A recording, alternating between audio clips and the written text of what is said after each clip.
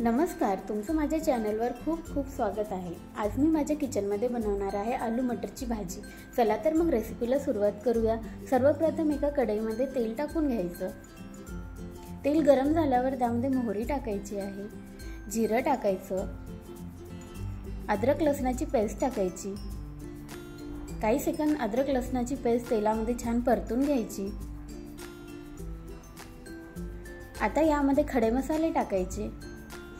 खडे मसाले पण काही सेकंद तेलामध्ये परतून घ्यायचे, म्हणजे खडे मसाल्याचा स्वाद तेलामध्ये छान उतरेल। एक मोठा चिरलेला कांदा टाकायचा आहे। कांदा 2 ते 3 मिनिट तेलामध्ये परतून घ्यायचा।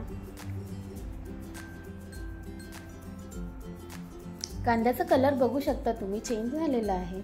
आता या स्टेजवर आपल्याला एक टोमॅटोची प्युरी टाकायची आहे। एक टोमॅटो मी मिक्सरला बारीक करून घेतलेला आहे, तो टाकून घेते।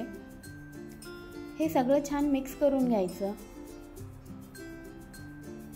आता यावर झाकण ठेवून 2 ते 3 मिनिट छान शिजवून घेऊया। टोमॅटो आणि कांदा मस्त शिजलेला आहे। आता यामध्ये आपण मसाले टाकून घेऊया। 1 चम्मच लाल तिखट टाकायचं आहे, हळद टाकायची, चवीपुरतं मीठ टाकायचं, अर्धा चम्मच गरम मसाला आणि अर्धा चम्मच गोडा मसाला टाकलेला आहे। हे सगळे मसाले मिक्स करून घेऊया। मसाले छान मिक्स झाले आहे। आता यावर झाकण ठेवून 2 ते 3 मिनिट तेल सुटेपर्यंत मसाले छान शिजवून घेऊया। सगळे मसाले व्यवस्थित शिजलेले आहे। आता यामध्ये 1 वाटी ताजे मटार टाकायचे। 2 मिनिट मटारचे दाणे मसाल्यामध्ये व्यवस्थित शिजवून घेऊया।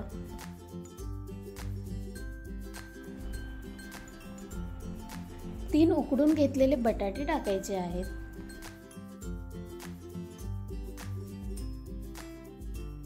आणि हे सगळं आता मिक्स करून घ्यायचं। यावर झाकण ठेवून 2 मिनिट शिजवून घेऊया, म्हणजे बटाट्यामध्ये मसाल्याचा फ्लेवर छान उतरेल। आता यामध्ये गरम पाणी टाकायचं आहे। कुठल्याही भाजीमध्ये नेहमी गरम पाणीच टाकावं, त्यामुळे भाजीला छान तर्री येते आणि भाजी पण चविष्ट होते। भाजी व्यवस्थित मिक्स करून घ्यायची आणि यावर झाकण ठेवून एक वाफ काढून घेऊया।